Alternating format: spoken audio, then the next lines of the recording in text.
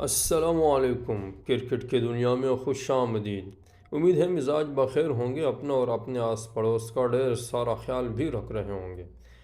ناظرین، پاکستان کے Asia cup سے باہر ہونے کے بعد کل سے سوشل میڈیا پر یہ بات گردش کر رہی ہے کہ فاسٹ بولر شاہین افریدی اور قومی کپتان بابر اعظم کے درمیان ڈریسنگ روم میں لڑائی ہوئی ہے۔ اب اس بات میں کتنی صداقت ہے یہ کسی کو نہیں پتہ۔ بس شاہین کے فینز بابر اعظم کے خلاف اور بابر اعظم کے فینز شاہین افریدی کے خلاف ویڈیوز بنا رہے ہیں۔ کسی کے پاس ویڈیو یا آڈیو پروف موجود نہیں۔ ہماری تو دعا ہے کہ یہ بات جھوٹی ہو، اور اگر یہ بات خدا نخواستہ سچ ہے تو پی سی بی کو اس پر سخت ایکشن لینا چاہیے کہ یہ بات ڈریسنگ روم سے کس نے نکالی۔ جھگڑے تو بھائیوں میں ہوتے ہیں۔